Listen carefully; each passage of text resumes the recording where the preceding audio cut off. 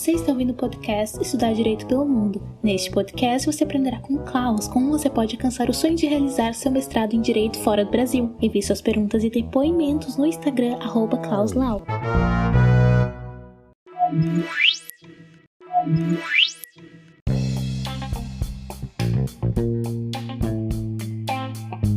Muito boa noite, galera. Muito boa noite, pessoal que está acompanhando no Spotify, também nas outras plataformas. Hoje eu vou fazer uma entrevista, então, aqui com a Lara, falando sobre advocacia e LLM no Canadá. Olá, boa noite! Boa noite, tudo bom? Tudo certo, e contigo? Tudo bem, graças a Deus. Ah, que bom, que beleza. Muito obrigado pelo seu tempo, pela disponibilidade para entrar aqui comigo hoje, né? Tá sendo uma grande honra poder ser o seu host aqui. Imagina, a honra é minha de estar aqui participando. Ah, que alegria, que legal. Agora há pouco eu tava falando com o Dr. Felipe Vigo, de Portugal, né? E aí ele tá montando, assim, esse time de super advogados internacionais e vários deles já passaram por aqui, né? E eu falei, olha, que a minha página possa ser o repositório desses profissionais maravilhosos, né? Tem uma demanda em outro país que eles venham aqui pra minha página encontrar onde que tem advogado especializado em cada país. Pois é, tá unindo a galera aí na sua página. É isso aí. Mas então, para começar, Lara, será que a gente pode ouvir um pouco sobre o seu background, assim, sabe, um pouco sobre você? Se você puder falar brevemente aí aonde que você estudou quando estava aqui no Brasil e como que foi um pouco dessa experiência de ir para o Canadá, de, enfim, desbravar tantas coisas, né? Essas informações aí que com certeza não estavam tão acessíveis no Google e que agora você traz aí com muita riqueza nos seus destaques, respondendo muita caixinha e ajudando tanta gente. Não, é um prazer falar com vocês. Na verdade, eu uso esse Instagram como uma forma de give back, porque muita gente me ajudou a chegar aqui. Quando eu cheguei, não tinha Lara, não tinha Bruna para dar os passos, então eu tive que perguntar a muita gente, tive que encontrar com muita gente, então eu faço isso com prazer. Então, no Brasil, eu fiz faculdade em Goiás, fiz LLM na FGV, fiz pós-graduação em Direito do Trabalho na ATAMI, em Goiás. Fiz mestrado acadêmico na Argentina em Direito Empresarial Econômico e atuei em Direito do Trabalho pelas empresas, geralmente, mas também fazia sindicato, fazia empregados, fazia um pouquinho de tudo, defesa administrativa, fazia um pouquinho de tudo no Direito do Trabalho lá no Brasil. Eu era sócia de um escritório com outros 2 advogados e aí quando me mudei para o Canadá, fiz o LLM na Osgood e agora trabalho numa law firm chamada The Ross Firm. Ah, que legal, que interessante. Inclusive, você comentou aqui sobre a Bruna, né? Ela vai dar uma passadinha aqui na nossa live e dar um oi depois, hein? Oi, Bruna. Ah, nossa, quantos praises. Ela que é maravilhosa, né? Sim, com certeza. É um serviço público aí inestimável que vocês estão fazendo, aproveitando aí para ajudar tanta gente, né? Trazer informação aí sobre como trabalhar no mercado jurídico. E eu sempre fico, assim, muito interessado, eu gosto demais no que vocês falam, porque realmente são conteúdos, assim, que a gente não encontra em outros lugares, né? Recentemente eu comentei com a Bruna, ela fez um post lá falando sobre você tá procurando um emprego ou uma carreira, né? Nossa, isso é uma coisa, assim, que, tipo, virou uma chave para mim, sabe? Todo mundo que eu encontrava, eu falava assim, gente do céu, vocês não sabem o que eu vi hoje. E aí contava sobre isso. Então, tem sido muito enriquecedor para mim também. E falando então, né, sobre o LLM no Canadá e tudo mais, há quanto tempo você já está formado no LLM? Eu formei em outubro de 2019. Ah, legal, perfeito, foi super recente. Que bom que deu tempo de terminar tudo antes da pandemia, né, e tudo mais. Então, tuas aulas conseguiram ser presenciais, etc, né, que bom isso mesmo. E sobre o seu trabalho atualmente, então você trabalha 100% de forma remota, né? Você chegou a trabalhar num escritório fisicamente antes da pandemia ou como que foi isso? Eu trabalhei por 1 mês num escritório na área de Civil Litigation. Assim que eu terminei o Bar Exam, o processo, né, que eu fui called to the bar, que aqui quando a gente recebe a carteirinha, a cerimônia, todo o processo se chama Call to the Bar. Então, quando eu fui called, eu trabalhei nesse escritório por 1 mês, mas eu não estava muito satisfeita com a área de litigation. Eu tinha trabalhado já aqui na área de contratos, de corporate, e aí eu fui procurar outra coisa na área de corporate de novo e me encontrei de volta nessa área. Então, nesse período, nesse período fiz litigation, era no escritório mesmo. Ah, que legal, que legal. Para eu não acabar atropelando os assuntos também, né? Se a gente puder voltar um pouco no tempo e falar um pouco sobre a sua experiência no LLM, né? Começando até pelo tempo que você estava no Brasil, você já planejava vir diretamente para fazer um LLM no Canadá? Ou você ainda não tinha ideia de fazer isso quando você veio? Eu não tinha planos de me mudar do Brasil de forma alguma. Eu estava bem estabilizada já no Brasil, já tinha uma cartela de clientes bem considerável, atendia clientes já grandes, né, no Brasil, já estava lá há 7 anos ralando. E aí eu conheci meu ex-marido e me mudei para o Canadá por causa disso, porque me casei, mas não tinha nenhum plano de estudar fora. Eu já tinha feito mestrado fora na Argentina, mestrado acadêmico, né, já tinha feito curso em Harvard de negociação. Então, eu já tinha tido a oportunidade de estudar fora antes e não tinha a menor intenção de fazer o LLM quando eu resolvi fazer. Fiz porque, como eu mudei para cá e eu queria seguir a profissão, era o único caminho. Então, falando sobre esse processo do LLM e tudo mais, já estando então no Canadá, né? Pensando que você não foi logo pensando no LLM, você teve que fazer alguma transição de visto, alguma coisa nesse sentido? E aí depois, para a admissão na universidade, isso foi um processo muito complexo? Como que foi isso para você? Não, porque eu sou permanent resident aqui, né? Eu vim pra cá por causa de um casamento, então eu fui sponsored pelo meu ex para ter o visto, para ter a residência permanente. Então, quando eu comecei o curso, eu já era residente permanente. E o processo de admissão para os LLMs aí no Canadá é semelhante com o restante do mundo, assim, onde você manda seus transcripts, as cartas de recomendação, de motivação? Eu acho que aqui, os Estados Unidos, é muito parecido. Muda muito pouco. O Canadá meio que copia os Estados Unidos em tudo. Então, tudo que acontece nos Estados Unidos acontece aqui igual. Ai, que legal, que ótimo. Bom, vou até ler esse comentário da Bruna aqui, porque depois, quando fica gravado, a gente não consegue ver os comentários mais, né? Mas eu adorei isso, né? A Lara é a prova de que para virar um expert em uma área, como ela virou em contratos, só trabalhando muito. Ela esteve envolvida com centenas ou milhares de contratos. Que legal, milhares. Que legal. Milhares mesmo, acho que eu já analisei, eu não contei ainda, eu já contei por projeto, como eu tinha projetos que às vezes eu analisava milhares de projetos, o objetivo daquele projeto era analisar 1.000 contratos ou 2.000 contratos, então eu sabia fazer as contas por causa da quantidade dos projetos. Hoje em dia eu já não sei mais, perdi a conta já. Que legal, bacana. Nossa, muito interessante mesmo, e pensando que você já tinha um pouco de expertise nisso por conta do Brasil ainda, né? Sim. Ah, que legal, que interessante. Bom, seguindo ainda sobre o LLM, né? Então a gente falou um pouco ali sobre os outros detalhes ali da admissão e ser muito parecido com os Estados Unidos. E aí, depois, entrando na sala de aula, assim, quais foram alguns dos impactos que você teve? Mesmo já tendo aí experiências internacionais, como você comentou, né?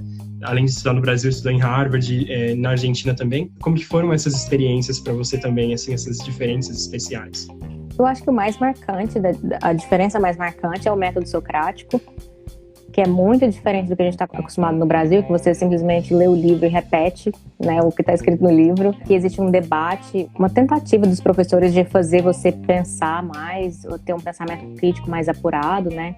Então, eu acho que isso foi a maior diferença. Você é familiarizado com o método socrático? Eu explico aqui como eu faço. Uhum. Ah, seria ótimo se você pudesse falar um pouco sobre, né? A gente já ouviu várias vezes sobre o medo de ser cold called no meio da aula e todas essas coisas, né? Mas é sempre legal reforçar, porque sempre tem gente nova assistindo pela primeira vez. Então, eu não quero ser repetitivo, então eu perguntei para saber. O mestrado é o seguinte, o professor te passa todo o material que você vai ler para todas as aulas dele antecipadamente. E aí, antes daquela aula, por exemplo, hoje é a aula 3, eu vou lá no syllabus e vou ver no syllabus qual que é o material da aula 3, e às vezes são, 20 case law. E aí você vai ler todo aquele material antes da aula, você vai estudar antes da aula e você vai vir para a aula preparado para debates. Para que, se o professor fizer uma pergunta sobre um fato específico do que aconteceu num determinado case, você tem que saber a resposta. É muito interessante, né? E eu lembro de várias vezes você comentar sobre um pouco mais do que isso, né? Você falou sobre a tua rotina no LLM foi um pouquinho incomum também, né? Com trabalho e faculdade ao mesmo tempo e ambos full time, né? Sim.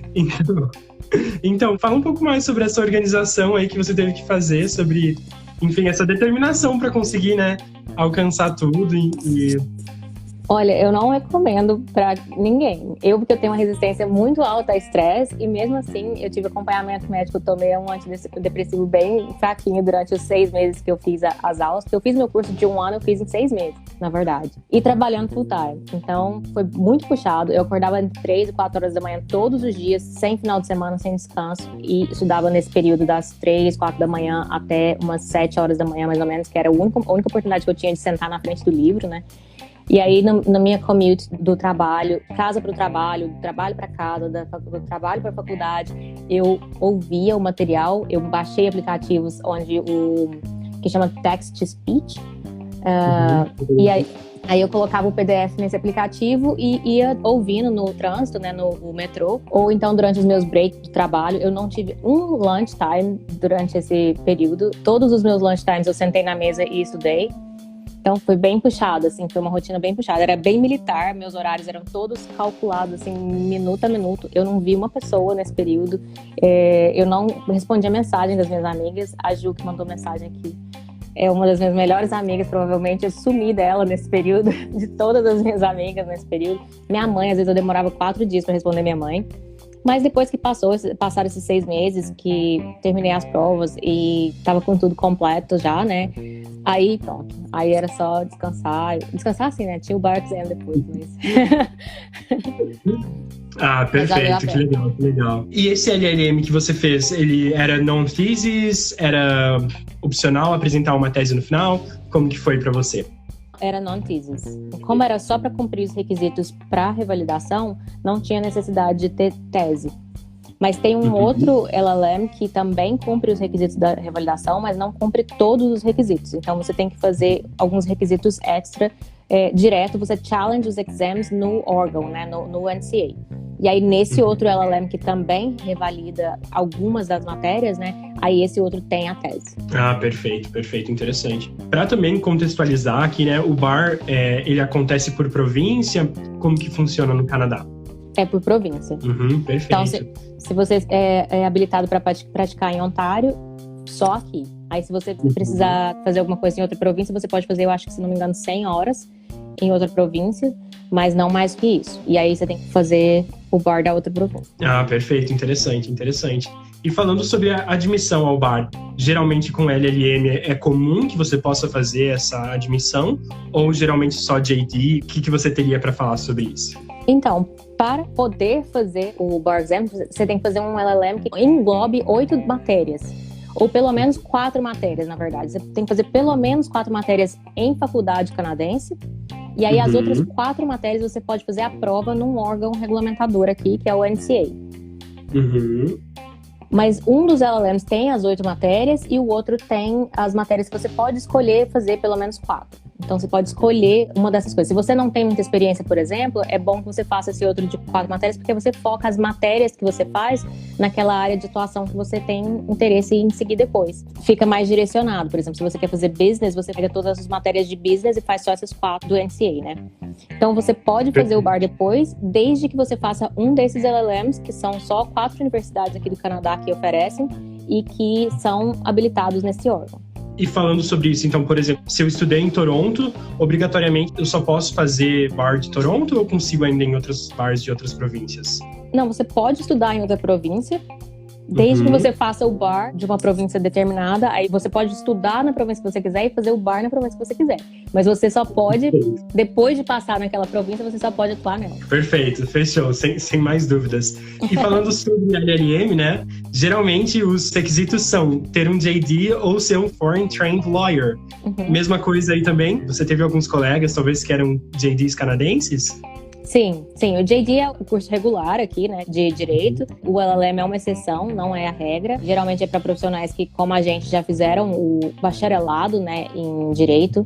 Aqui não tem bacharelado em Direito, tem o juiz doctor, a primeira pessoa faz um bacharelado em outra área. Ah, perfeito. E aí, então, continuando essa carreira e esse passo a passo para chegar na prática da advocacia, depois de você ser admitida ao bar. Essa prática, então, ela fica exclusiva para a província onde você está morando, né, como você comentou. Existem, talvez, nos Estados Unidos, eu sei que, por exemplo, a gente pode praticar, por exemplo, leis federais, né, como imigração ou direitos autorais, consegue fazer essa prática geral, né? Você comentou que, por exemplo, você poderia fazer até 100 horas, mais ou menos, em outras províncias. Existem também coisas nesse sentido, como leis federais que podem ser praticadas por todo o país? Não, pelo menos na minha área de atuação, que eu tenho conhecimento, não tem como. Você é habilitado para província mesmo. Uma coisa que eu achei super interessante é que na sua província também você vira notário público quando você é admitido ao bar, certo? Sim, você só tem que enviar uma documentação pro ministry e aí você é considerado notary. Porque a gente, todo documento que a gente assina, a gente considera que já foi notarizado pela gente, entendeu? É mais ou menos esse o processo. Ah, perfeito, que interessante, que interessante. E é tão comum a necessidade de apresentar documentos notarizados no Canadá como é aqui no Brasil, por exemplo? Não, eu pelo menos não tenho conhecimento de tanta... É muita burocracia no Brasil, né? Aqui não tem tanta necessidade, acho que as pessoas acreditam mais umas nas outras. Ah, legal, legal. Não, faz sentido, né? Até porque a ideia dos tabelionatos e tudo mais é a questão mesmo de vender a fé pública, né? Sim. Que dá essa oportunidade, que interessante. Bom, Lara, já chegaram algumas perguntas aqui e eu vou ver se eu consigo colocá-las aqui na tela pra gente dar uma olhadinha, pode ser? Claro. Ok, vamos lá. Então, Klaus, estou juntando dinheiro para fazer um mestrado no Canadá, mas tenho 35 anos. Estou velho?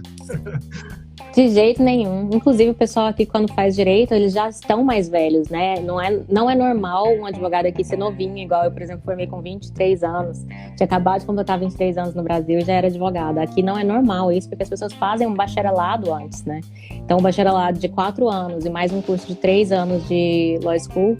Então, geralmente, as pessoas, às vezes, até já tiveram outra profissão antes de serem advogados. Nossa, isso é muito interessante. Eu já conversei com várias pessoas aqui na Europa, em outros países, né? E é super incomum, assim, que as pessoas, por exemplo, trabalhem durante o seu bacharelado ou trabalhem até antes de terminar toda a sua educação. Você encontra uma experiência parecida no Canadá? Ou depende muito? O que você diria?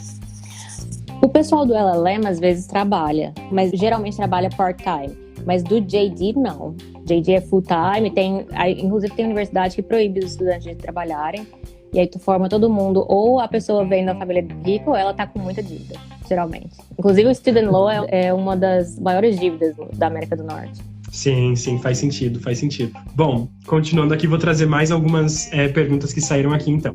No Brasil, sou especialista em direito penal, tenho vontade de fazer o LLM no Canadá. Como é a área penal no Canadá? Boa pergunta, não sei. Perdão, gente, eu nunca atuei em direito criminal aqui. Até tenho uma grande amiga minha, da Bruna, que tá nessa área criminal e tá adorando. Mas eu não vou saber te falar como é o mercado nessa área, desculpa. Imagina, tranquilo, que legal. Obrigado pela sua sinceridade também, isso é muito importante, né? Seguindo em frente, então, só para confirmar, né, que a gente já falou um pouco sobre isso. Com mestrado no Canadá, posso fazer a prova do bar, né? Sim, se você fizer o mestrado, aquele mestrado que é reconhecido pelo NCA, que são só 4 universidades que oferecem, que é a Universidade de Alberta, a UBC, a Osgoode e a Universidade de Toronto. Só nessas 4 universidades você consegue fazer o Canadian Common Law, que é o nome do mestrado que te dá a oportunidade de prestar o bar. Isso é muito interessante, sabe? No ano passado, em fevereiro, eu tive a oportunidade de visitar Calgary e foi super legal, assim, já tô super com saudade do Canadá, né, das coisas super clichê, né, do Tim Hortons, dessas coisas assim que, né, as impressões aí que ficam para os turistas, né, de forma maior. Mas Você foi para Banff? Visitou Banff? Não, eu não visitei. Eu visitei uma outra cidade que é um pouquinho menos turista. Tô tentando lembrar aqui o nome agora. Jasper? Não, deixa eu colocar aqui no meu Google Fotos, já te falo aqui. Tá bom. É muito lindo lá, né? Muito lindo. Sim, e foi o que o meu amigo falou assim, cara, a gente pode ir pra um lugar assim super canadense ou pra um lugar super turístico, né? Aí eu falei, vamos para um lugar super canadense, né? E aí, quando a gente chegou lá, ele falou, cara, pensando bem, eu acho que isso é um lugar super turístico também. Tava lotado. Sim, tava lotado. Eu cheguei lá, tipo, a primeira coisa que eu vi foi uma churrascaria brasileira ainda, então foi legal. Super engraçado. Sim, foi muito legal. Eu tive a oportunidade de participar de uma conferência de direito no Arizona, E aí eu comprei um voo que passava por Toronto, sabe? Então eu acabei adicionando lá uma rota no meio para parar em Alberta, que eu tinha esse amigo. E aí então foi super legal, assim, poder conhecer um pouquinho mais do Canadá. Mas Toronto foi só passar no aeroporto mesmo, sabe? Fiquei algumas horinhas lá. Já chegou mais alguma pergunta aqui? Eu vou colocar ela aqui enquanto eu encontro para onde eu fui. Tá bom. Então vamos lá. Nesse LLM, que cumpre só 4 requisitos do NCA, eu teria que challenge as outras 4 matérias ou não? Sim. Aí você tem que fazer as provas do NCA diretamente no NCA e não é sempre que você pode fazer. Eu acho que é de 3 em 3 meses ou de 4 em 4 meses. É como se fosse um bar exam, que você senta e presta a prova lá naquele lugar onde eles determinam, mas são questões discursivas. E o bar exam é questão de múltipla escolha. Bem específico isso, né? Mas muito interessante. E você percebe, assim, que talvez exista a possibilidade de expansão, assim, de LLMs reconhecidos pelo NCA. Provavelmente isso vai ser especulação, né? Qualquer coisa que se fala. Mas você vê mais uma tendência de crescimento, de fechamento? O que você pensa? Assim? Eu não sei, porque ainda é uma profissão que aqui não tem muita gente, né? Não são muitos profissionais, justamente por causa desse elitismo, né? Dessa dificuldade de fazer o curso, do custo. Então, eu não sei se eles têm interesse em ter muitos profissionais, né? Então, não sei, eu acho que tem uma reservinha de mercado aí que eles estão querendo manter ainda. Bem diferente do que a gente experimenta aqui no Brasil, né? Sim. Nossa, que interessante mesmo. E pensando também nessa questão da reserva de mercado e tudo mais, vocês acabam encontrando também essas pessoas, por exemplo, em movimentos que desafiam, então, a necessidade de um licenciamento e tudo mais? Ou isso, por enquanto, não acontece no Canadá? Eu nunca presenciei uma pessoa ser contra isso, não, sabe? Nem ter preconceito. Inclusive, muito do pessoal que faz essa revalidação é canadense, é às vezes filho de advogado de grandes escritórios, e eles vão para a Inglaterra, fazem o curso na Inglaterra, o bacharelado em direito na Inglaterra, e quando eles voltam para cá, ou às vezes para a Austrália ou algum outro país do Commonwealth, e aí quando eles voltam para cá, eles precisam revalidar o diploma, como qualquer um de nós. Então, por ter essa particularidade, que às vezes é inclusive filho de gente de grandes escritórios, eu acho que eles não têm tanto preconceito, entendeu? Ah, legal, interessante, justamente por conta do público, né? Porque depois que você passa no bar exam, o bar exam é aquele que todo mundo passou, todo e qualquer advogado passou. Então, a sua qualificação é a mesma. Não tem desculpa. Perfeito, legal, ótimo. Saiu uma pergunta aqui também, além do LLM, que outros cursos você acha que te deram base para atuar aí? Curso nenhum. Eu diria que trabalhar me deu base. Perfeito. Desculpa a honestidade, assim. Eu sei que o pessoal às vezes quer fazer curso, mas eu não acho que nenhum curso que eu fiz, inclusive o LLM, não me deu a base para trabalho, me deu a base de conhecimento suficiente para passar aquele período ali de, às vezes, conhecer as questões constitucionais, questões governamentais, questões do direito administrativo, porque o LLM são fundamentos do direito, esse LLM para revalidação. Então, é o primeiro ano ali do curso de direito, que são fundamentos mesmo, para você conhecer o sistema do Common Law. Depois que passou esse período é que você vai entrar no auditório e vai se profissionalizar. Perfeito, faz todo sentido, legal. Comentando então, eu fui para Canmore. Canmore? Não tão famoso, não sei. Eu não conheço, mas eu vou procurar agora. Legal, combinadíssimo então. Olha só, a Bruna também colocou um comentário super legal aqui. Ela falou, no meu primeiro ano de Canadá, também mergulhei a fundo no LLM, esqueci do mundo, da família e dos amigos, mas depois valeu a pena. Legal. É isso mesmo, a gente tem que ter foco. Acho que uma coisa que a pessoa que vai fazer uma LLM fora precisa saber é esse foco, precisa ter foco. É verdade. Uma outra pergunta aqui também, né? O BAR tem 2 fases, como a OAB aqui no Brasil? Não tem 2 fases, mas tem 2 provas. Uma para Barrister e uma para Solicitor. E você tem que passar nos 2, porque tem lugares que, por exemplo, na Inglaterra, você pode passar só em um, né? Aqui não, aqui você tem que passar nos 2, senão você não é called to the bar. Que legal, então todo mundo é tanto Barrister como Solicitor, interessante. E outra coisa também, nos Estados Unidos, né, embora não sejam 2 fases como aqui, primeiro tem que fazer a prova de ética, digamos assim, e daí depois, né, a prova sobre conhecimento específico, então que interessante. E ainda em Nova York você faz uma prova de conhecimento lei americana e depois uma específica de Nova York, né, então é muita coisa mesmo. Aqui a gente tem a prova de ética nas 2 provas, a de Barrister e a de Solicitor. Então, que legal. você faz a prova da mesma matéria 2 vezes. Entendi, caramba, entendido. Perfeito. Então, uma outra pergunta aqui. Qual o valor do LLM? Nossa. Depende da universidade, entendeu? Assim, depende da universidade, depende de quantas matérias você vai pegar. Se você pegar matérias extra, pode aumentar $7.000 por matéria, por exemplo. Então, assim, varia entre, eu diria que 30 e 50, 60 mil. Por termo, por semestre? Não, o valor integral. Existe uma prática também relativamente grande, assim, na questão de concessão de bolsas? Ou você não sabe muito sobre, assim? Eu acho que existe um grande leque de oportunidades de bolsa para estudantes domésticos.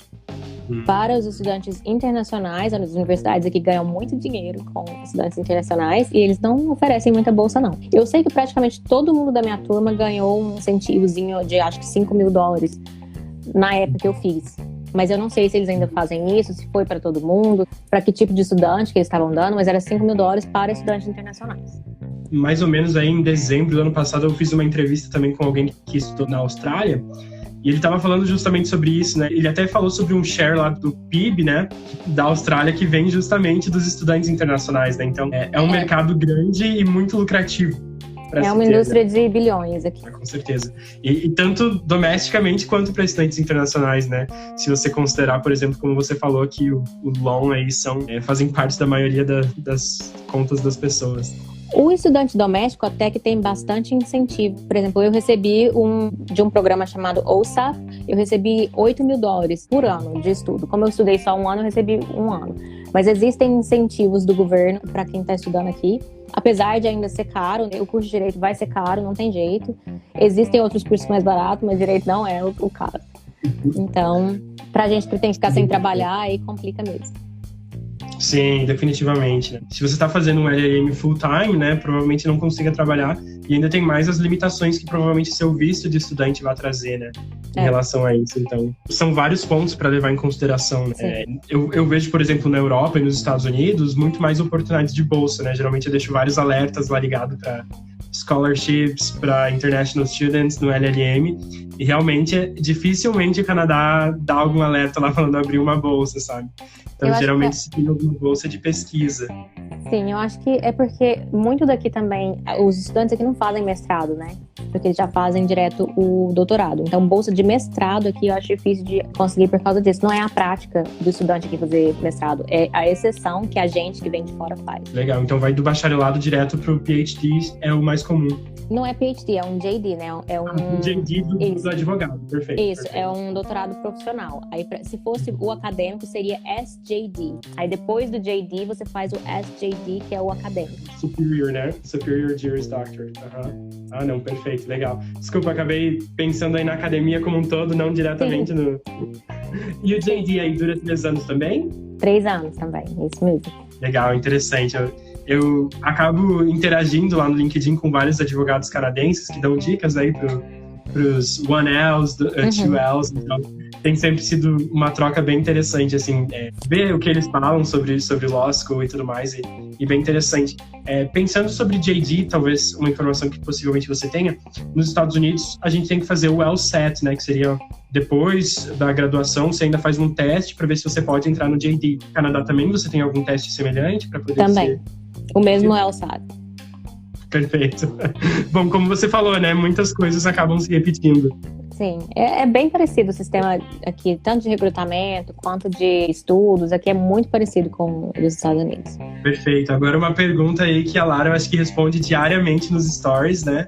Sempre vem algumas coisas assim na caixinha. Então, para saber a fundo e saber muito, né? Segue ela aí já, galera. Mas aqui, né? É difícil conseguir um emprego só com o bacharelado se não quiser revalidar o diploma? Olha, se é difícil, é difícil. Nenhum emprego aqui que eu consegui foi fácil, mas é possível. Acho que a pergunta não deve ser se é difícil, é se é possível. Porque eu acho que com você preparando a sua aplicação direitinho, eu acho que o Klaus dá tanta dica de como preparar a aplicação tão útil, né? Porque é tão diferente pra gente que a gente, se não faz a aplicação naquele formato que eles estão esperando receber, você vai ser desclassificado sem nem ter tido a chance. E às vezes você tem muito mais qualificação, tem muito mais preparo do que a pessoa que eles estão considerando como uma pessoa que seria boa para a vaga, né? Então, assim, você participando do processo seletivo de forma que seja adaptada às questões daqui, aí é possível, não só é possível, como eu fiz, né? Eu trabalhei durante o curso. Eu achei que a forma mais fácil de conseguir, não sei se mais fácil, mas mais possível de conseguir é através de agências de legal recruiters, porque eles fazem todo um background check. Por exemplo, eles me pediram todos os meus diplomas, eles ligaram nas universidades para saber se eu realmente fiz aqueles cursos. Foi tudo conferido. E aí essas empresas e esses escritórios que contratam por esses legal recruiters, elas têm mais segurança de que a sua educação e que a sua qualificação internacional realmente é aquilo que você está falando. Isso é muito excelente, né? Inclusive, para fazer candidatura para a universidade nos Estados Unidos, né, tem o LSEC, que faz justamente esse background check, né? Então, sim. Nossa, que interessante. Isso faz muito sentido mesmo, né? Com frequência eu fico pensando como um recrutador tem que confiar nas pessoas, né? Quando vai olhar lá o currículo, quando vai olhar o seu LinkedIn, porque você pode concluir qualquer informação por lá, né? Então, que interessante que tem esse serviço, né? É um mercado que eu não tinha pensado, na verdade. E vou aproveitar aqui para ler o recado da Bruna também, né? Concordo 100%. É possível arrumar um emprego excelente porque tem muitas vagas. É difícil porque existe uma forma certa de fazer isso que a gente não está acostumado e não conhece, realmente, né? Exatamente. Alguns dias atrás, estava conversando com um colega falando sobre o ATS, né? Sobre as máquinas aí que leem os currículos antes. E realmente, né? São pequenos detalhes, né? Questões de palavra-chave, questões de matching do job description com o que você está escrevendo. Então, nossa, muita coisa interessante para ser pensada, né? E às vezes uma diquinha aqui marota, às vezes só você adaptar o seu resumê, por exemplo, se você vê que lá na vaga fala algumas palavras-chave e você colocar essas palavras-chave no seu currículo, isso já vai te automaticamente selecionar, dependendo da quantidade de palavras-chave que você vai colocar, pelo menos para a entrevista, entendeu? Sim, exatamente. Justamente essa qualificação do ATS é isso, né? Pegar lá as palavras e jogar dentro, né? Mas é trabalhoso, né? Para cada vaga você tem que mudar seu currículo, então. Exatamente, né? Todo o application package, né, não pode ser o mesmo, né? Faz todo sentido. Tem tanta coisa legal para se falar, né? Tem tanta preparação, tanta vivência nesse meio termo, né? Mas queria perguntar, então, qual que é a coisa que você mais sente falta do Brasil? E se você viesse para o Brasil, qual que ia ser a coisa que você mais sentiria falta do Canadá? O que eu mais sinto falta no Brasil são muitas coisas. São minha família, meus amigos, o arroz com piqui do Goiás, sentar num boteco.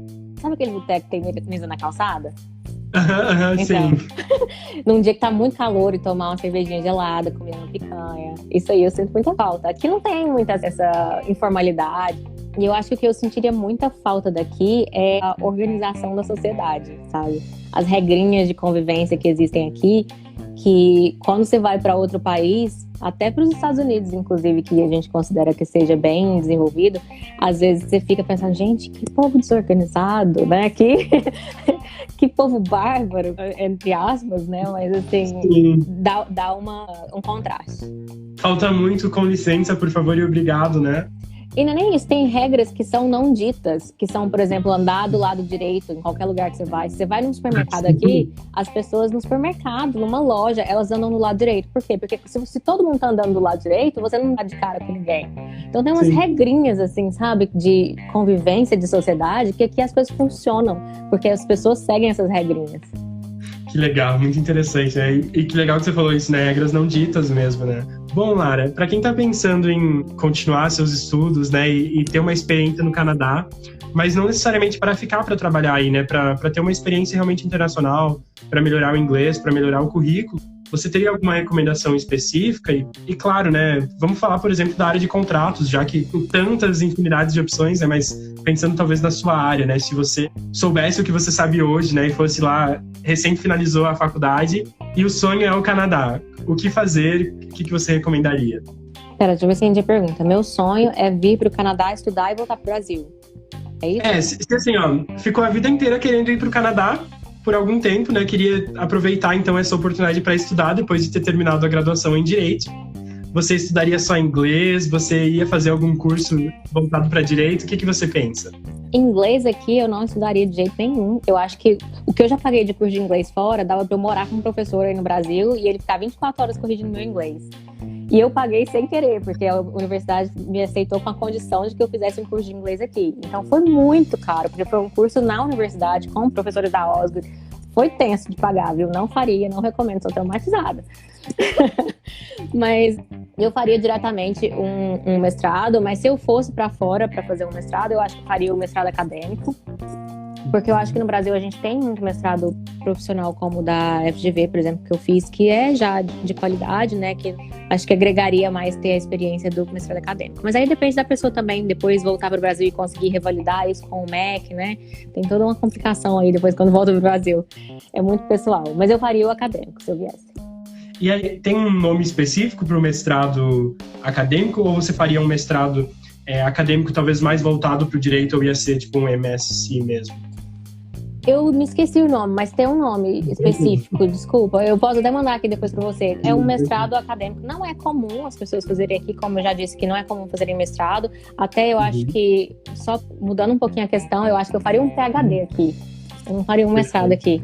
Porque eu já tinha feito, inclusive, o mestrado fora, né? Então a minha expectativa era de fazer um PhD aqui, mas não tinha como fazer por causa da revalidação, que tem que ser um LLM. Mas eu acho que era isso que eu faria.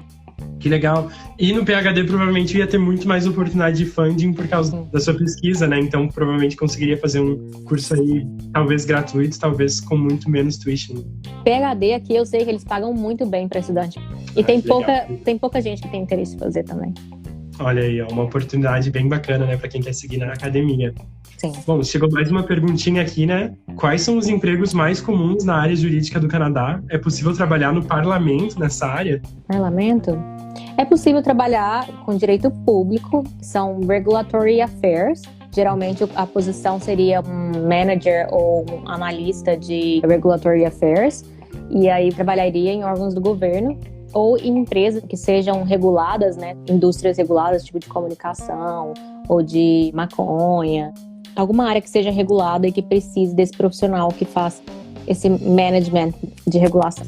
Os empregos mais comuns na área jurídica, eu acho difícil de responder essa pergunta, porque tem muito emprego aqui, inclusive advogado que não trabalha com o título de advogado. Por exemplo, você vai num jurídico de banco aqui, nem todo advogado que trabalha em jurídico de banco tem o nome de legal counsel ou de lawyer. Às vezes tem nome de manager de anti-money laundering, manager de outras áreas, entendeu? E aí você só vai saber que ele é advogado se ele te falar. E o título do advogado aí é o Squire também, ou como fica? Aqui a gente usa lawyer só, a gente não usa attorney, não usa Squire, usa lawyer. Ah, que legal. Não é comum como nos Estados Unidos de usar attorney. Quando falam attorney aqui, a gente já sabe que é dos Estados Unidos. Ah, que legal. Eu no começo assim, comecei a pegar cartão de visita assim, de várias pessoas nesse evento que eu fui, justamente porque as experiências que eu tinha tido anteriormente nos Estados Unidos não estavam relacionadas à área do direito, né? E aí no final do nome de cada pessoa tinha aquele ESQ, né? E eu ficava, gente do céu, né? É tipo Júnior, será que todo mundo aqui termina o nome assim, né? E aí uma das pessoas que eu conhecia já antes, que estava lá no evento, eu tive que perguntar, falei, cara, o que é esse acrônimo aqui, né? E ele falou, isso significa que é advogado. Daí, que chato. Aqui a gente... nome, né? Aqui a gente não tem o hábito de chamar as pessoas de doutor e doutora como no Brasil. Apesar de eles realmente serem doutores e doutoras, né? Que eles fazem um JD. Mas não tem esse hábito. E aí o pessoal te chama só pelo nome. Ou nos Estados Unidos eles chamam desse outro nome, Squire. Pelo primeiro nome mesmo? Sim, pelo primeiro nome. Inclusive, quando a gente conversa com outros advogados, a gente não chama nem pelo sobrenome, chama pelo primeiro nome. Eu acho isso bem interessante, sabe? Porque eu acho que é muito mais fácil você errar tentando falar lá Mrs., Mr., né? Todas essas opções aí. A pessoa é casada, solteira e agora. Eu acho que é a coisa mais neutra possível, né? Isso é legal. Bom, falando sobre carreira, sobre ideias em geral, Bruna, você tá super convidada se você quiser se juntar aqui a nós. Não sei se ainda aparece pra você aí pra mandar uma solicitação, mas qualquer coisa manda um joinha que eu te convido por aqui. Entra aí, Bruna. Minha companheira de live. Sim, gente, saudades das lives dos domingos, né? Já perdi a conta de quantas lives a gente fez, não acabou o assunto ainda. É muita coisa. Sim, com certeza, eu imagino mesmo. Eu acho muito útil, assim, tudo que vocês falam, sabe? Não só para a questão canadense, mas, como eu comentei antes, né? A ideia de buscar uma carreira e não só... Olá! Olá! Tudo bom, pessoal? Tudo certo, gente. Que honra aqui ter vocês para testar o Live Rooms agora, né? Cheio de gente na live. Que delícia! E a Bruna tá voltando pro Brasil, né? Anunciou recentemente a sua volta pro nosso país. Então, a gente está super animado assim, para saber um pouco mais sobre suas ideias aí, né? Não precisa falar necessariamente sobre a sua volta do Brasil, mas se você puder compartilhar um pouco sobre o que você pensou até agora com as nossas falas aqui sobre LLM, sobre emprego, carreira, a gente está aqui todo ouvidos. Tenho muito pouco para acrescentar, né? A Lara já falou tudo, falou muito bem, concordo com 100% de tudo que ela falou. Então, todo mundo que assistiu essa live aí tá muito bem servido de exemplos, de conselhos, enfim, de direcionamento aí. E eu acho que a única coisa que eu vou comentar para agregar o que a Lara já falou é que realmente aqui no Canadá tem muita opção de trabalho, seja para pessoas que não querem fazer a validação, seja para quem quer fazer a validação e seguir a carreira como advogado ou como prosecutor, enfim, trabalhando em qualquer área do direito, né, mas com a licença. Agora, o que as pessoas não podem se iludir é que só porque tem um monte de oportunidade e o mercado está super aberto para receber estudantes internacionais, profissionais, né, internacionais, como é o nosso caso, isso não quer dizer que seja fácil, como a Lara bem pontuou. Então, voltando àquilo que a Lara falou, é possível? É possível. Tem muita oportunidade? Tem muita oportunidade, né? Por isso que o Canadá, a cada ano, continua recebendo a quantidade de imigrantes que recebe, né? Porque eles têm essa demanda por mão de obra qualificada e a gente que vem dos nossos países de origem aí, com a graduação do direito, a gente é considerado um profissional altamente qualificado. Agora, não é porque a gente é qualificado e não é porque tem muita vaga disponível aqui, que esse processo de você garantir uma boa vaga é a coisa mais simples do mundo, ou mais intuitiva do mundo, ou, enfim, que você vai conseguir super rápido.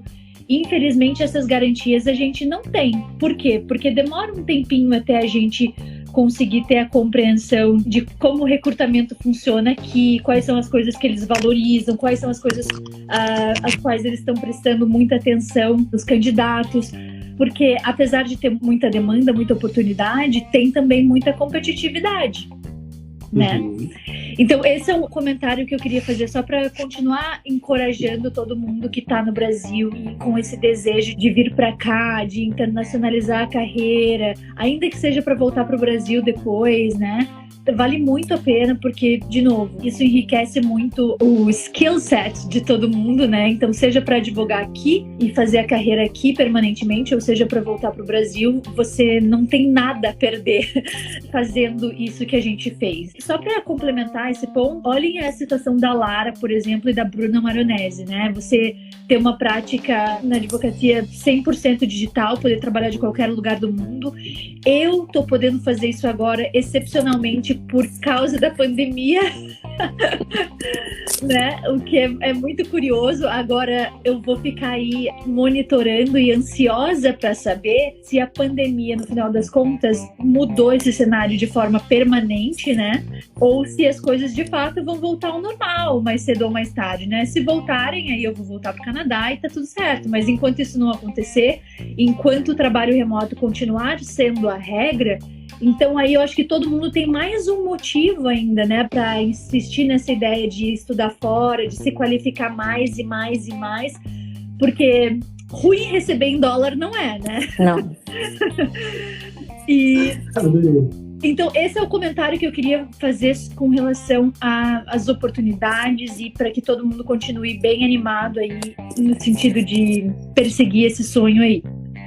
O meu outro comentário é com relação àquilo que você tinha perguntado para Lara sobre os canadenses que acabam não fazendo law school aqui no Canadá, né? Eles acabam indo para a Inglaterra ou até para os Estados Unidos e daí voltam aqui para o Canadá porque querem fazer sua carreira aqui na advocacia.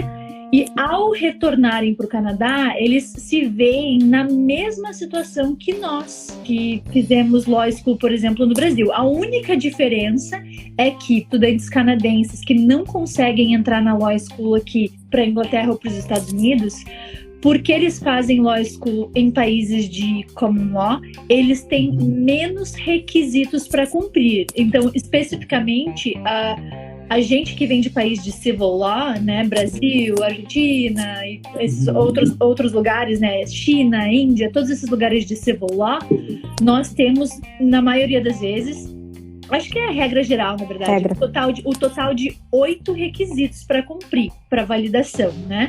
Só que os canadenses que fazem JD ou LLB em Canadá e Inglaterra, eles voltam para cá com 5 requisitos para cumprir ainda. Eu, particularmente, acho isso muito. Porque como lá é parecido em todos os lugares do mundo. Mas, enfim, essa é a situação. Agora, o comentário que eu queria fazer com relação à situação desses alunos, aquilo que a Lara falou é muito verdade. Eu não canso de falar. A advocacia e o direito é uma área de muito prestígio, né? E muito reconhecida. Enfim, eu ouso dizer que é a profissão mais reconhecida. A gente sabe que no Brasil as profissões de médico e dentista são as mais reconhecidas e direito não é tanto, né? Muito provavelmente em virtude da quantidade de faculdades de direito que tem, mas aqui é diferente. Aqui não é assim. Aqui eu acho que direito é a mais reconhecida. Agora, o que acontece? Por que é tão reconhecida assim? Por 2 motivos principais.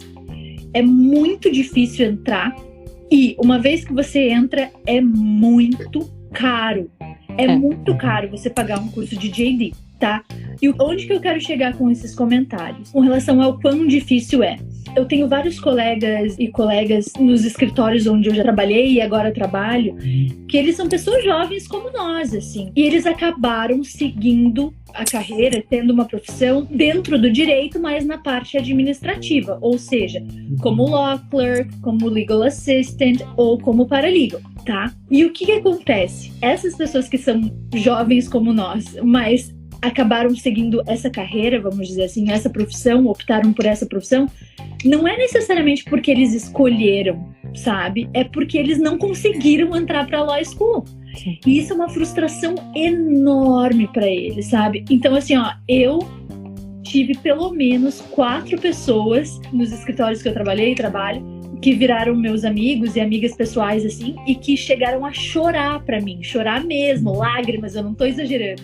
E dizendo assim, tipo, ai meu Deus, a maior tristeza da minha vida, o maior trauma da minha vida é nunca ter conseguido entrar pra law school. Era a coisa que meus pais mais queriam pra mim.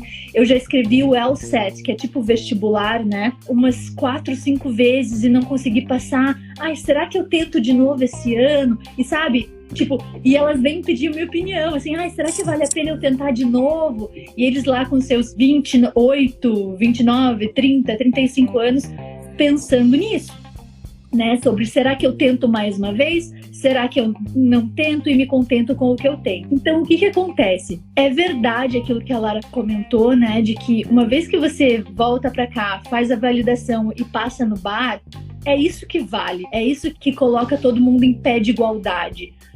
Porém, eu já observei que para nós estudantes internacionais que viemos de países de civil law e que fizemos a nossa graduação em outro país, mas que tivemos uma carreira em outro país, como a Lara. A Lara tem experiência de mais de 7 anos na advocacia no Brasil, uma experiência super relevante, tinha o próprio escritório dela. Eu fiquei 7 anos no tribunal também, trabalhando como desembargador. Para todos nós que tivemos uma experiência significativa no nosso país de origem, a gente meio que sai na frente dos candidatos canadenses que foram para Inglaterra e Estados Unidos. Porque no final das contas, os canadenses aqui, eles consideram às vezes, né, não vou dizer sempre, mas acontece muitas vezes, eles consideram que essas pessoas que não conseguiram entrar para a law school aqui, na primeira oportunidade que tiveram, elas foram para a Inglaterra ou para os Estados Unidos, porque lá é mais fácil.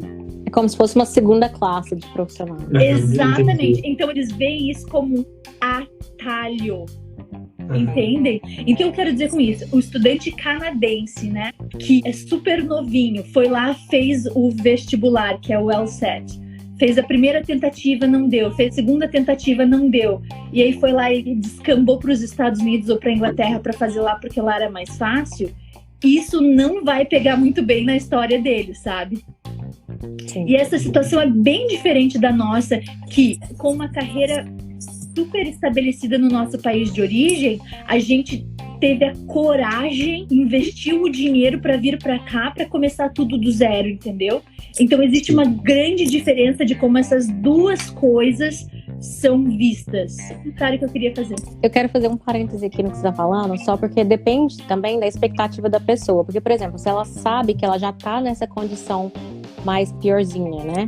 E ela se contenta com ser uma advogada que não vai trabalhar em Big Law, ou que não vai trabalhar para ganhar muito bem, ou que quer ir para uma cidade pequena. Por exemplo, a pessoa é de uma cidade pequena aqui e lá tem um escritório de advocacia, vamos supor, sei lá, estou chutando.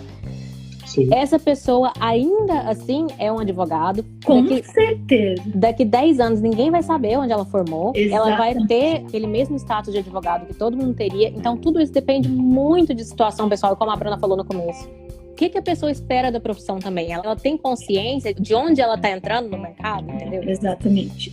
Eu acho que o maior desafio... No meu ano de mestrado, eu lembro que tinha muito canadense na minha sala. A maioria estava voltando da Inglaterra e tinha uns 2 ou 3 que estavam voltando dos Estados Unidos, em Michigan, que é a fronteira mais próxima aqui, onde tem Law School e é fácil de entrar na Law School, então eles iam para lá para fazer Law School, né? E aí eu me lembro bem que as conversas que aconteciam durante o nosso mestrado lá e o que esses canadenses compartilhavam com a gente é o medo deles de que os recrutadores para as vagas de articling perguntassem assim: mas por que você foi fazer o seu JD na Inglaterra? Mas por que você foi fazer o seu JD nos Estados Unidos? Aí fica claro pra gente que existe só uma resposta possível pra essa pergunta, né? Tipo, é porque eu não consegui passar, não consegui entrar, não fui competente pra entrar na Law School aqui, né? E essa não é a mesma situação que é a nossa situação, que é: por que você fez Law School no Brasil? Ué, porque o Brasil é um país de origem, eu sou uma nativa brasileira, eu nasci, cresci, estudei no Brasil, tive uma profissão no Brasil e, por opção, eu não fiz Law School no Brasil como um atalho. Então, isso aí é só um outro comentário que eu queria fazer para encorajar todo mundo, para que vocês entendam que essas dificuldades na profissão, né, sobretudo bem no comecinho ali para seguir articling e tal, e aquilo que a Lara falou, essas regras não ditas, né? Todas essas dificuldades existem não só para a gente, não só para estudante internacional, mas também para os canadenses. E tudo isso pelo único motivo de que é um mercado que vale a pena, é uma profissão maravilhosa e vale a pena cada esforço. É isso aí, pessoal. E eu quero fazer mais um comentáriozinho rapidinho aqui. Um advogado mal pago aqui, o pior salário que eu já vi falar, eu nem vi isso escrito em lugar nenhum. Eles montaram, eu não sei se existe como ser pior do que isso. Era $50 mil por ano. Isso porque no Canadá a média salarial eu acho que é $35 mil. Então você já está quase com 2 vezes a média salarial do país no pior trabalho que você poderia arrumar. Então, ainda que você não consiga um emprego muito bom, $50 mil você não consegue viver em Toronto. Então, assim, eu imagino que isso não é em Toronto, esse salário. Exatamente, depende da idade. Mas isso, assim, ainda que você não consiga um melhor dos empregos, você está ganhando mais do que a média do canadense. É muita coisa, com certeza. Bom, Bruna, que bom que você pôde se juntar pra gente hoje, né? É uma honra receber vocês duas aqui, né? Sou fã de vocês. E eu queria saber, então, aproveitando, né? Acabei não pedindo para que você se apresentasse, né? Esse sotaque não é de quem tá sentindo falta de arroz com pequi enquanto tá no Canadá. Então, fala um pouco pra gente, por favor, também sobre de onde você veio e tudo mais no Brasil. Então, eu sou do interior do Paraná, só que eu perdi o meu sotaque porque eu morei a vida inteira em Curitiba. Então, lá em Curitiba a gente fala leite quente. Leite quente dói os dentes da gente. E aí, depois de passar a maior parte da minha vida em Curitiba, eu me mudei para Florianópolis, que é para onde a gente está indo agora. E então meu sotaque é uma mistura muito louca. Às vezes eu falo puxado pro sotaque do interior, às vezes eu... Enfim, muda muito, mas... E pior, agora toda aquela fase que mal consigo falar português. Exatamente. Eu moro no interior de Santa Catarina. Eu moro numa cidade chamada Caçador. Ah, Caçador, conheço. Tenho amigos lá e tudo mais. Muito legal. Uou, como assim? Que legal. That's awesome. Então, né, quando acabar a pandemia, né? Vamos ver quem que eu vou conhecer primeiro, pessoal. Se eu vou conhecer primeiro a Bruna ou a Lara, né? Façam suas apostas. Ou às vezes as duas juntas, né? Porque eu vou visitar a Bruna. Meetup, né? Sim. Eu já tô programando a minha visita pra Bruna, porque como é que ela vai me abandonar aqui desse jeito? Gente, só um último comentário pegando isso que você falou sobre conhecer pessoalmente, sobre esperar a pandemia passar. Não se desencorajem por causa dessa pandemia, não achem que é o fim do mundo e não achem que as coisas mudaram muito. Usem e abusem das mídias sociais, LinkedIn, Instagram, e entrem em contato com as pessoas com quem vocês querem falar para tirar as dúvidas de vocês. É claro que estar pessoalmente é sempre muito melhor, é sempre muito mais agradável tomar um cafezinho, o contato físico é muito mais agradável, muito melhor. Só que as mídias sociais permitem que a gente faça isso que a gente está fazendo agora e consiga alcançar um número maior de pessoas para compartilhar as nossas experiências, as nossas dicas. Então vocês não podem se desencorajar, continuem buscando as informações, usando esses meios e tentando conhecer pessoas também, marcando esses cafezinhos virtuais aí, porque dá para achar que o mundo parou por causa da pandemia. Perfeito. Não poderia ser mais on point do que isso, né? Muito obrigado. E eu tô percebendo realmente que esse canal, pra mim, pessoalmente, tá sendo isso, sabe? Tem sido, assim, super satisfatório para mim poder conhecer pessoas aí que já construíram toda uma carreira e estão sendo grandes referências aí no que eu entendo sobre o mundo e no que eu tô vendo do mercado jurídico, né? Realmente tenho toda essa intenção de internacionalizar a minha prática e à medida que eu vejo mais gente dando certo, que eu tenho mais referências e que comumente as pessoas falam, olha, quando eu fiz ainda não tinha referência. Então eu sou muito grato, assim, por tanta gente que tá fazendo, como a Lara disse, né, giving back e dando aí pro mundo tanta informação. Realmente está sendo, assim, uma ferramenta muito poderosa.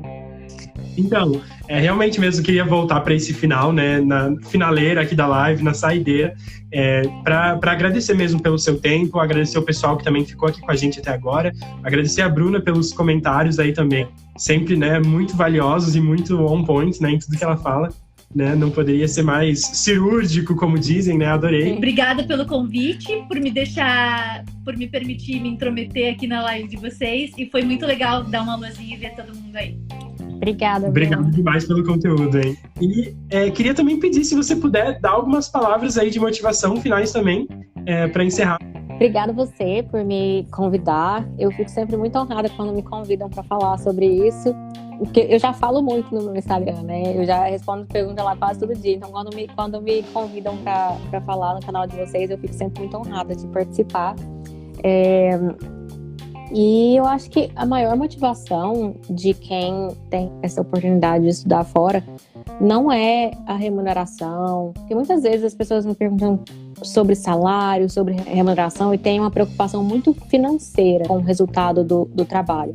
Mas sim, eu acho que a oportunidade que a gente tem de trabalhar com empresas gigantes, empresas globais, fazer diferença nessas empresas, saber de coisas que estão acontecendo a um nível que a gente não saberia se não trabalhássemos com essas empresas. É uma oportunidade assim, incrível de conhecer essas nuances do trabalho fora do Brasil. E fora que estudar também, principalmente um LLM que tem pessoas do mundo inteiro, você pode ir para qualquer lugar do mundo, que você não vai ter a experiência que você teve na sala de aula, de visão, de debate. O debate da sala de aula de um LLM, eu acho que ele transparece essas diferenças de uma forma muito respeitosa, mas ainda assim, essas diferenças, e a gente aprende muito um com o outro. Que especial, que legal. Não poderia terminar de uma maneira melhor, né? Que motivação, já tô querendo ir, né? Já tô com roupa de ir para esse LLM no Canadá, gente. Se a gente não tivesse que construir a carreira de uma maneira estratégica que levasse a gente para algum lugar, acho que eu ia ficar a vida toda fazendo LLM aí, porque cada live que eu faço, as pessoas me convencem a ir pro país delas, onde elas estão praticando, e a vontade é só de abraçar essas experiências, assim. Mas eu recebo todas elas com muita gratidão e eu espero fazer a melhor escolha no final, né, que faça mais sentido. Mas eu tenho certeza que lá no futuro vai ter um pitadinho aí de cada pessoa que escolheu dividir um pouco da sua trajetória comigo. Então, muita gratidão, né?